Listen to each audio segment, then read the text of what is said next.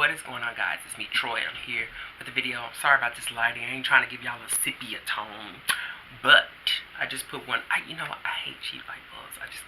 I'm not trying to be bougie, but I can't stand cheap light bulbs. But that soft tone thing, or what is it? Warm tone. I'm not into the warm tone. I like my stuff in my face, daylight, bright.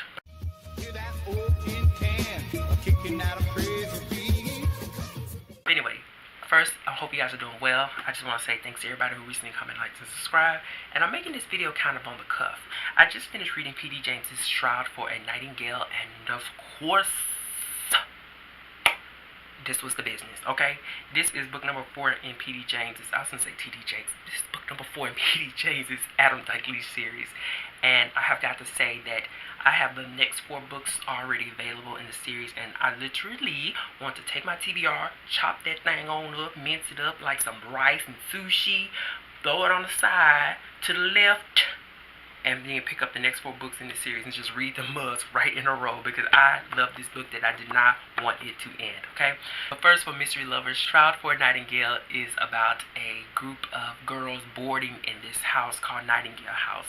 Nightingale House is connected to a hospital. The girls are boarding here because they're in training to becoming nurses. The professors, the instructors, they're this group of sisters.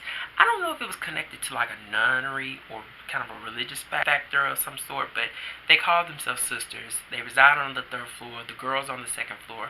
But this group of sisters are, of course, those who are training the girls and then subsequently going back and forth to the hospital, to Nightingale House, to do whatever work that they have to do.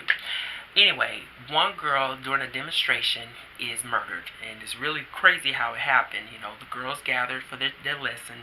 This girl is laid out on the table. She has a tube placed into her throat. You know, she has to swallow it, which I thought was ghastly. And then they put a funnel at the end of the tube. One girl pours milk into it. Unfortunately, it's not milk. It's actually disinfected. A hole is burned through the girl's stomach, and she dies there. They tried to save her, but it just couldn't happen. So who would do this? Who switched the bottle of milk for the disinfectant? That's part of the mystery. But then another murder occurs where a girl is poisoned in a sort of kind of suicide staging. We'll put it that way. But anyway, you will not guess where in the world this book is going. Because at the end, I was like, that is where it was going. You know, I kind of got a whiff of it, but James gives you so many different little avenues that you can travel down, and wormholes and rabbit holes, that you just never guess it. But Shroud for a Nightingale is a must read. And the reason that I'm making this video is because I got maybe about a quarter ways through the 3rd act, and I realized that, my goodness, I don't like make differences. I think it's important for me to just appreciate the author's talent for what it is in that moment in which I'm reading it. But without a doubt, P.D. James is much more of a literary. See, I don't like to do all that pedestal thing, but she's much more of a literary mystery writer.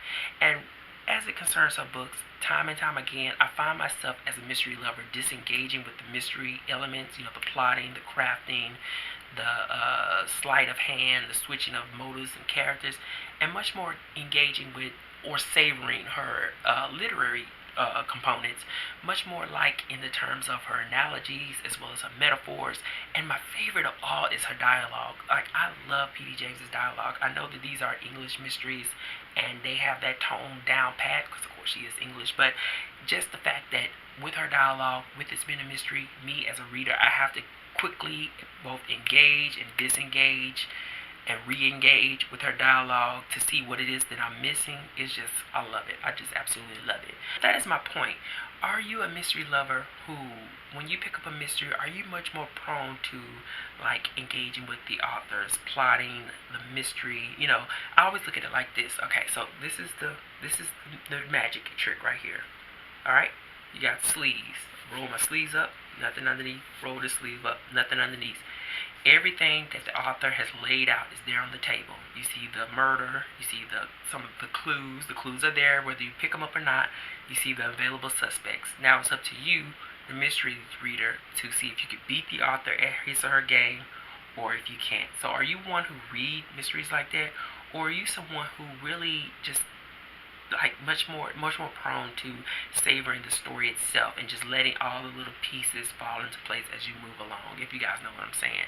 I find myself to be a little, it really depends with me, but I find myself to be a little bit in between. I think that for the most part, in the beginning, especially when you're looking at the murder and the evidence surrounding that particular victim, I see myself picking up the clues, but whether or not I carry those on over into toward the end of the mystery is another different thing, because I easily get distracted, and then it becomes much more a situation where I'm just kind of gliding along, enjoying, savoring, and enjoying the character arcs, the story, itself.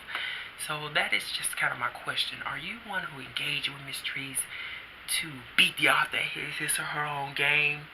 Or are you someone who just likes a good storytelling and just lets it go with the flow and see where the hell it goes because you just want resolution as the characters do?